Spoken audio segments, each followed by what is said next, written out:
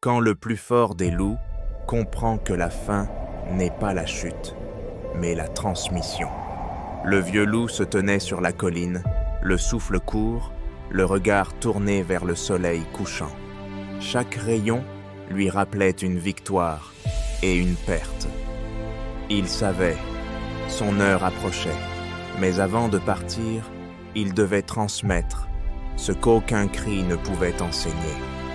Chaque cicatrice raconte l'histoire d'un combat, mais toutes ne sont pas visibles. Le loup se souvenait des batailles, des hivers glacés, des chasses qui forgent la meute. Mais derrière chaque victoire se cachait une leçon. Rien n'est éternel, ni la force, ni la gloire. Quand le chef se tait, les vrais leaders écoutent. Autour de lui, la meute avait compris. Il ne hurlait plus. Le silence s'était imposé, lourd mais sacré. Chacun ressentait que le moment était venu. Celui où le vieux guide allait leur transmettre son dernier souffle. Le plus grand hurlement ne vient pas de la gorge, mais du cœur. Le vieux loup leva la tête, mais avant d'hurler, il ferma les yeux. Dans le silence, il entendit tout.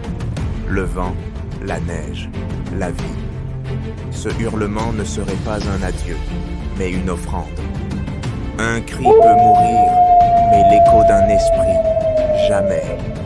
Alors il hurla, long, profond, puissant. Ce cri traversa la vallée, résonna dans les cœurs. Ce n'était pas un cri de douleur, c'était une prière, une transmission invisible de courage et de paix. Ce que l'on transmet par la sagesse survit à ce que l'on laisse par la force. Les montagnes répondirent à son hurlement. Les jeunes loups levèrent la tête, les yeux brillants. Certains pleuraient, d'autres ressentaient la paix. Le message était clair. Continuez à avancer. Le corps s'éteint, l'âme rejoint la meute éternelle. Le vieux loup s'allongea, son souffle se fit calme. Il ferma les yeux, le sourire invisible d'Osage. Autour de lui, le vent portait encore son hurlement. Il ne mourut pas, il se transforma. Les vrais leaders ne cherchent pas des suiveurs. Ils créent d'autres leaders. Le jeune loup s'avança. Il posa sa patte sur celle du chef.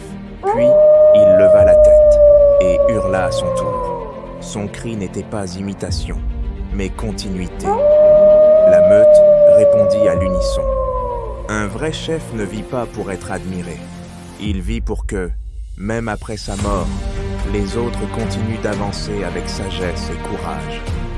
Si cette histoire t'a touché, partage-la. Aide le monde à transmettre cette sagesse au plus grand nombre. Abonne-toi, like, commente et deviens à ton tour un leader inspirant pour ta meute.